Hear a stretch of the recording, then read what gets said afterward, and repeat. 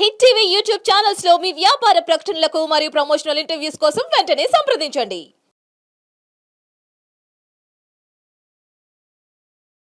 ఏళ్నాడు శని, అర్ధాష్టమ శని, అష్టమ శని, కంఠ శని, జన్మ శనిగా ఉంటుంది. శని అనకూడదట.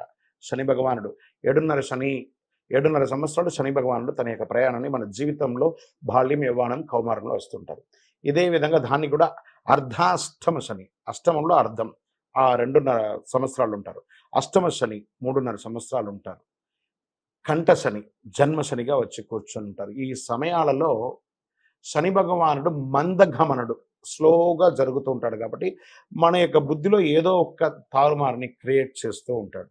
అంటే మనకు జ్ఞానాన్ని కలిగించి మనల్ని ఇంకా స్ట్రాంగ్ చేయడానికి కోసం ఇది ఉన్నాయి. కానీ అయ్యో శని వచ్చేసింది అని ఆ దేవాలయంలో వెళ్ళి వెంటనే ఆ శని భగవానుడికి పూజ చేసేసుకొని కాలు గడిగేసుకోవాలి అని చెప్తారు. చాలా తప్పు. అలా చేయకండి. నవగ్రహాల్లో స్నానం ఆ ప్రదక్షిణం చేసినప్పుడు మీ కాళ్ళకు నూనె అంటుతుంది, మిగతా వాళ్ళు జారి పడతారు వేరే చోట ప్రదక్షిణం చేస్తే అని చెప్పారు. కాబట్టి అప్పుడు కాలు కడుక్కోకూడదు అన్నారే కానీ దేవాలయానికి వెళ్తే కాలు కడుక్కోలేదు. ఆ శని భగవానికి ఎప్పుడైతే మన అర్ధాష్టమ శని, అష్టమ శని, కంఠ శని, ఏళ్నాడు శని ఉన్నప్పుడు వారిని ప్రార్థన చేయాలి. నువ్వుల అన్నముతో వారికి వండి కాకికి పెట్టండి, బెల్లాన్ని పెట్టండి.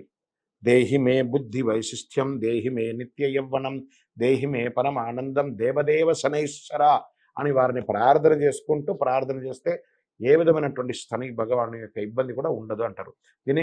దీంట్లో ఎలా చెప్పారంటే ప్రతి ఒక్కరికి ఆ శని భగవానుడు పడతాడు. ఇలాగే రామకార్యంలో ఉన్నటువంటి ఆంజనేయుడికి శని భగవానుడు పట్టడానికి వచ్చేసాడు. స్వామి నేను మీకు 7.5 సంవత్సరాలు పట్టాలని వచ్చానండి.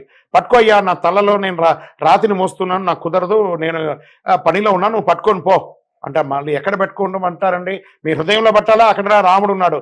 మీ కాళ్ళలో పట్టుకోవాలంటే నేను నడుస్తూ ఉంటాను, చాలా అతి బలవంతులు చేసుకుంటారు. మరి ఎక్కడ ఉందండి కాళ్ళ, మీకు స్థలం ఎక్కడ ఉందంటే నా శిరస్సు మీద ఉంది, నువ్వు కావాలంటే అక్కడ ఉండు అని చెప్పి అన్నాడట. వెంటనే ఈయన రాయి ధమాధమని తీసి ఇలా పెట్టుకొని ఇలా పరిగెత్తు రామ రామని రాసి అలా నీళ్ళలో వేస్తూ ఆ సేతుబంధాన్ని వేస్తూ ఉన్నారు. ఈ నొప్పి తట్టుకోలేక 7.5 గడియల్లోనే ఆ యొక్క ఆంజనేయుడు దగ్గర నుంచి శని భగవానుడు వెళ్ళిపోయాడట.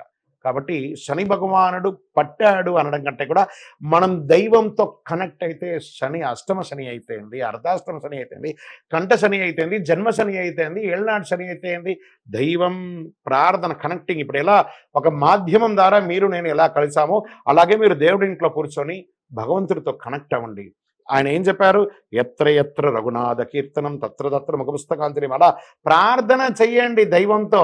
శని కాదు కదా, ఏ విధమైనటువంటి నెగిటివ్ కూడా మీ దగ్గరికి రాదు. విజయోస్తు.